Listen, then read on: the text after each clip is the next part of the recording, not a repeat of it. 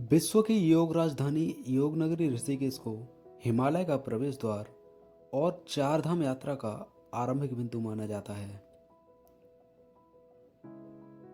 ऋषिकेश शब्द संस्कृत के दो शब्दों ऋषिक और ईश के योग से बना है, जिसका अर्थ है इंद्रियों का स्वामी। ऐसा माना जाता है कि ऋषिकेश में ऋषि रैभ्य की तपस्या से प्रसन्न होकर भगवान विष्णु ने ऋषि रैभ्य को दर्शन दिए थे।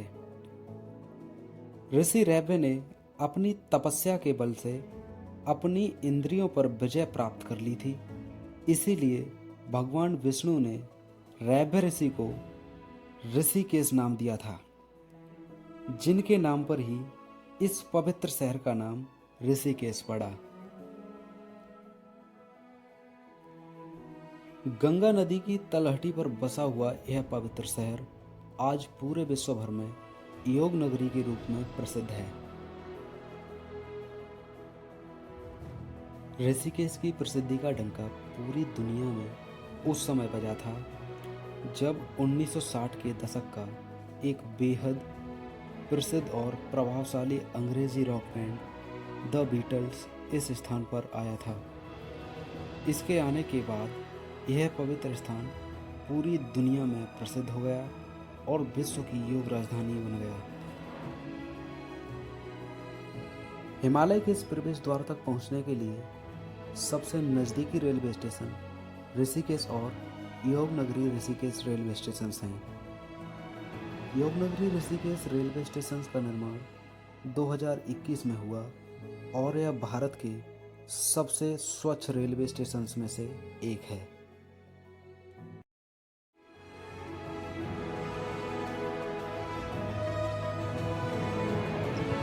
ऋषिकेश में क्या है कि दो रेलवे स्टेशन हैं। एक यहाँ से लगभग 1 किलोमीटर दूर है, वो ऋषिकेश नाम से है, और दूसरा ये वाला जो है वो योग नगरी ऋषिकेश नाम से है। मेरी ट्रेन योग नगरी ऋषिकेश स्टेशन पर आकर रुकी है और अभी ये जो मैं बैठा हूँ वो योग नगरी ऋषिकेश स्टेशन का ही एक पार्क है और इसकी खूबसूरती तो आप देख ही सकते हैं। यहाँ क्या है कि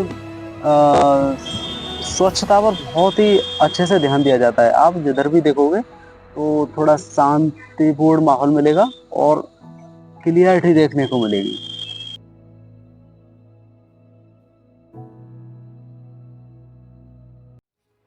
यह रेलवे स्टेशन यहाँ की साफ सफाई के कारण तो सुंदर दिखता ही है, परंतु इसकी सुंदरता का दूसरा कारण है ये पहाड़ और यहाँ का मौसम, जो इस स्टेशन को दुनिया का अनोखा रेलवे स्टेशन बनाते हैं।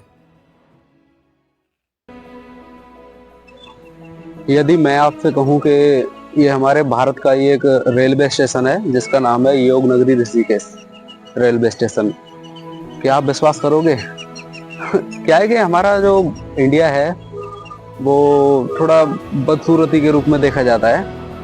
लोग इमेजिन करते हैं कि यहाँ ऐसे क्लियरिटी कहाँ देखने को मिल सकती है, परंतु ये जो मेरे पीछे दिख रहा है वो कुछ मैं कहीं बाहर नहीं हूँ।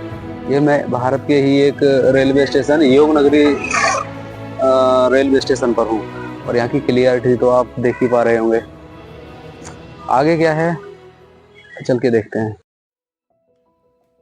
गंगा नदी पर बनी लक्ष्मण झूला के रूप में यह ऐतिहासिक एवं पौराणिक संरचना टिहरी गढ़वाल के तपोवन गांव को पौड़ी गढ़वाल के जौंक गांव से जोड़ती है।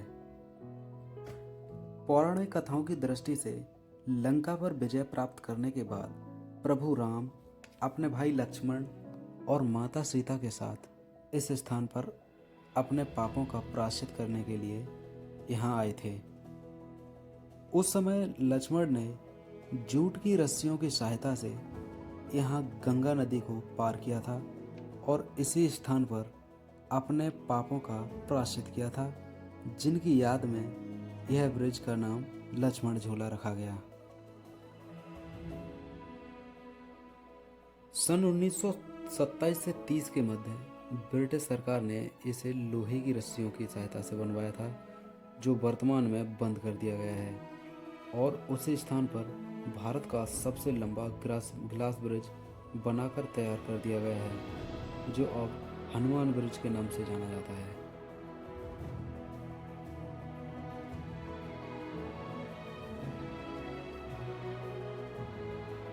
राम झूला लक्ष्मण झूला से लगभग 2 किलोमीटर की दूरी पर डाउन स्ट्रीम में बना एक 230 मीटर लंबा झूलता हुआ पुल है, जो मुनि की रेती और स्वर्गाश्रम को आपस में जोड़ता है। लक्ष्मण झूले की ही तर्ज पर जब इसके पास एक और पुल का निर्माण किया गया, तो दोनों भाइयों के बीच अटूट प्रेम और सम्मान को देखते हुए इस पुल का नाम राम झूला रखा गया।